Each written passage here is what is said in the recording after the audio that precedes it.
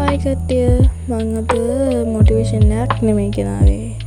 අද මං ගෙනාවේ මගේ ඕලෙවල් ගමනේ මම දවසකට පැය 5ක විතර කරන වැඩ.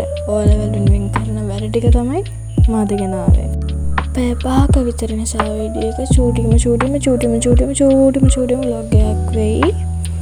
නැගිට ගමන් අදහස් කරන්න ඕනේ.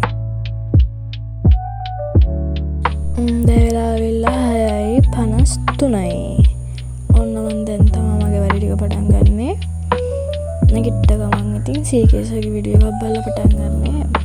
කියන්නේ මේක ඇවිල්ලා 11 රැන්දිම් පාඩම ජයගොඩේ පාඩම. ඒකේ පිරමීඩ කතාව තියෙන්නේ. ඒක බලුවා ඉස්සෙල්ලාම දෙපාන්දර නැගිට ගමන්.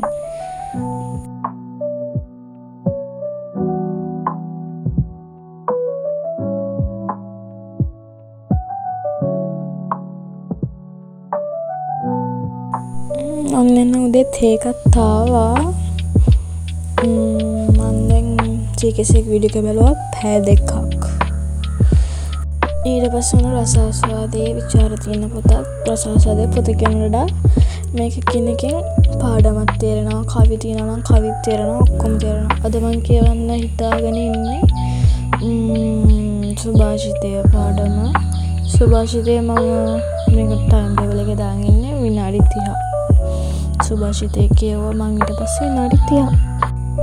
පැය 5ක වගේ වැඩ නිසා චූටිම vlog එකක් තමයි අද මොටිවේෂන් මුකුත් නැහැ.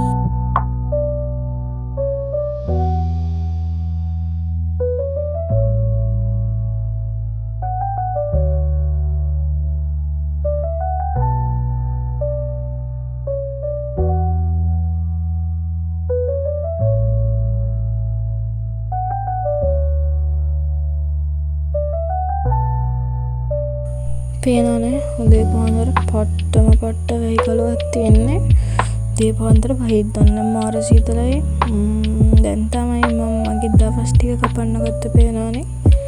තත් චූටි දවසයි.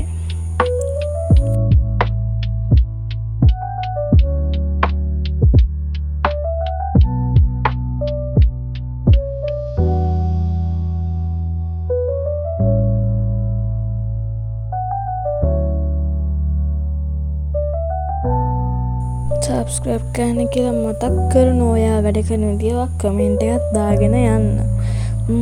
ආයේ තව අලුත් වීඩියෝ එකකින් හම්බෙමු. බයි.